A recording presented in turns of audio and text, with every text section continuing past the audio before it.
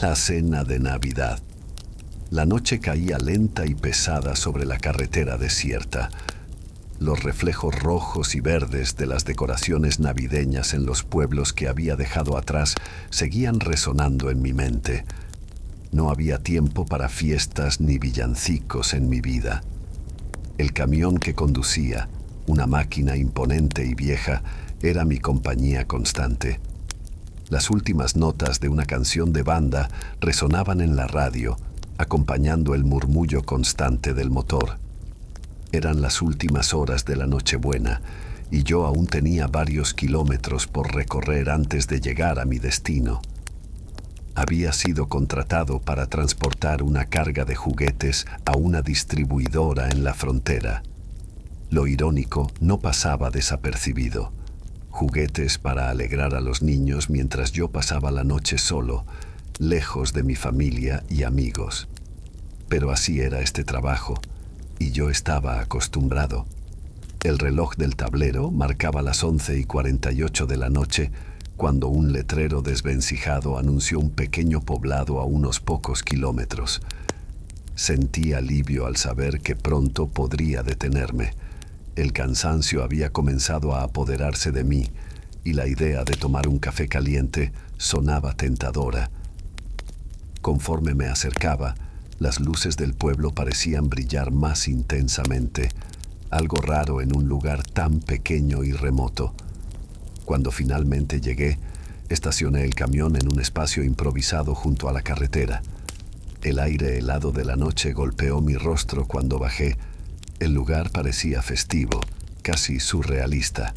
Había mesas largas cubiertas con manteles blancos, iluminadas por una combinación de velas y cadenas de luces. Varias personas, vestidas con ropa sencilla pero elegante, estaban sentadas alrededor, charlando y riendo como si la noche no tuviera fin. Una mujer mayor, con cabello gris y una sonrisa amable, se acercó a mí. «Feliz Navidad, joven», dijo con un tono hospitalario. «¿Por qué no se une a nuestra cena? Siempre hay lugar para uno más en nuestra mesa». Miré a mi alrededor, intentando encontrar alguna razón para declinar, pero mi estómago vacío y la calidez del ambiente me convencieron. «Gracias, señora. Solo un momento, por favor», respondí, aceptando su invitación. Me guió hacia una de las mesas principales. Había un banquete impresionante. Pavo, ensaladas, tamales y un aroma dulce a ponche llenaba el aire. Las risas de los presentes eran contagiosas, y por un momento me sentí parte de algo que no había experimentado en años: el calor de una familia. Me senté junto a un hombre corpulento que se presentó como Salvador. Su voz retumbaba como un trueno mientras contaba historias de su juventud. Una niña pequeña, de no más de 8 años, pasaba ofreciendo platos a los invitados. Todo parecía normal, hasta que noté algo inquietante. Las risas y las conversaciones eran demasiado perfectas, como si fueran parte de un guión. Las miradas de los presentes, aunque amables, parecían fijas y penetrantes, como si estudiaran cada uno de mis movimientos. «¿De dónde viene, joven?», preguntó Salvador, llenando mi vaso con un líquido ámbar que decía ser tequila.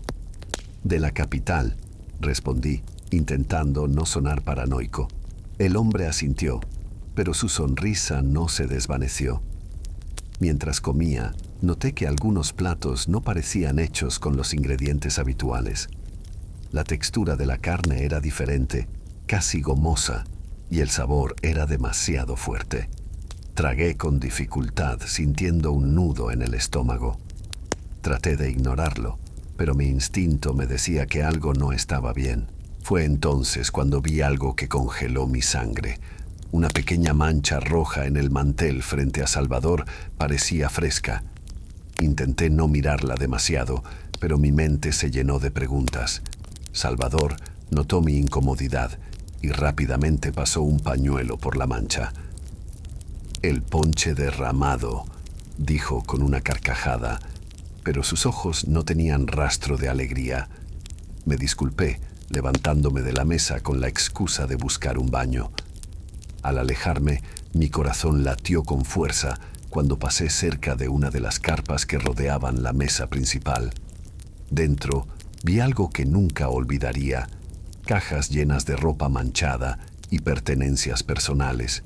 Entre ellas, un par de botas que reconocí de inmediato.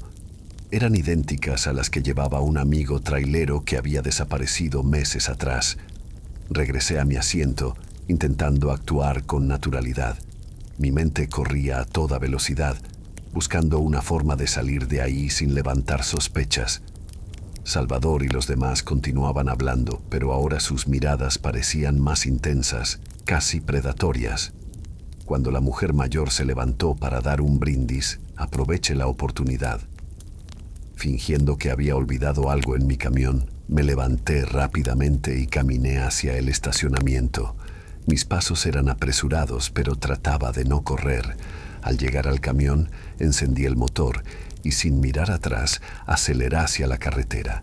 Mientras me alejaba, vi por el espejo retrovisor las luces de la fiesta parpadeando en la distancia.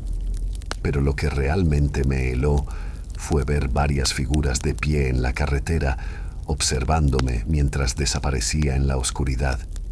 El resto del trayecto fue una mezcla de paranoia y alivio. No supe qué era realmente ese lugar ni quiénes eran esas personas, pero algo en mí sabía que si me hubiera quedado, no habría vivido para contarlo. El peregrino de medianoche. La carretera era un desierto interminable. La luna, alta y brillante, iluminaba el asfalto con un resplandor que apenas alcanzaba para guiar mi camino. Conducía mi camión por la vieja autopista rumbo al norte, llevando una carga de maquinaria que debía entregar al amanecer. Era Nochebuena, pero para mí era solo una noche más. Había pasado años celebrando estas fechas en la carretera, lejos de casa, y me había acostumbrado a la soledad. La radio emitía canciones navideñas que parecían ajenas al ambiente frío y desolado de la autopista. Bajé el volumen para concentrarme en el camino. La monotonía del motor y el murmullo de los neumáticos contra el asfalto eran mi única compañía. Pero entonces lo vi. A la distancia, una figura caminaba por el arcén, apenas visible bajo la luz de la luna. Me pareció extraño que alguien estuviera allí, en medio de la nada, en una noche tan fría. A medida que me acercaba, pude distinguir que era un hombre, vestido con ropa sencilla y una chaqueta ligera que apenas parecía adecuada para el clima. Llevaba una mochila vieja colgando de un hombro. Reducí la velocidad y bajé la ventanilla cuando estuve a su altura. «Buenas noches», dije intentando sonar amigable. El hombre se detuvo y me miró con una expresión extraña, como si estuviera sorprendido de verme. «Buenas noches», respondió. Su voz era grave y pausada. «¿Va hacia el norte?» Asentí. «Sí, suba. No es seguro caminar por aquí». El hombre subió al camión sin dudar. Cerró la puerta y se sentó en silencio, colocando la mochila a sus pies. Arranqué de nuevo, y por un momento solo se escuchó el rugido del motor. «Gracias por detenerse», dijo finalmente. «Llevo horas caminando». Lo miré de reojo. Su rostro era delgado y anguloso, con ojos oscuros que parecían reflejar una tristeza profunda. Aunque su aspecto era humilde, había algo en él que me resultaba inquietante, aunque no podía decir exactamente qué era. «No es nada», respondí. «Nadie debería pasar Nochebuena caminando solo». El hombre soltó una leve risa, pero no dijo nada más. Por un rato, ninguno de los dos habló. El silencio se hacía cada vez más pesado, interrumpido solo por el zumbido del motor. Finalmente, decidí romper el hielo. «¿A dónde se dirige?» «A casa», respondió, mirando por la ventanilla como si estuviera perdido en sus pensamientos. «Quiero llegar a tiempo para ver a mi familia». Había algo en su tono que me hizo fruncir el ceño. «¿Vive por aquí cerca?», pregunté, intentando parecer casual. «En un pequeño pueblo más adelante». «San Gregorio». «San Gregorio». El nombre me sonaba vagamente familiar. Había pasado por esa zona muchas veces, pero no recordaba haber visto un pueblo con ese nombre. Tal vez era uno de esos lugares diminutos que no aparecían en los mapas. Seguimos avanzando. El hombre continuaba mirando por la ventanilla, como si buscara algo en la oscuridad. De vez en cuando, me daba indicaciones para girar en caminos que no reconocía, pero confié en que él sabía a dónde iba. Sin embargo, a medida que avanzábamos, el paisaje se volvía más extraño. Los árboles parecían torcidos, como si crecieran en ángulos imposibles. La luna, que antes brillaba intensamente, ahora estaba cubierta por nubes densas que parecían inmóviles. Finalmente, el hombre señaló un camino angosto que se desviaba de la carretera principal. «Es por aquí», dijo. Dudé por un momento. El camino era apenas visible y estaba rodeado de maleza. Algo en mi interior me decía que no debía seguir adelante, pero la mirada del hombre era firme, casi suplicante. Con un suspiro, giré el volante y tomé el desvío. El camino era irregular, lleno de baches y piedras. A medida que avanzábamos, una sensación de inquietud comenzó a crecer en mi pecho. Intenté iniciar una conversación para calmarme. «¿Hace mucho que no ve a su familia?» El hombre asintió lentamente.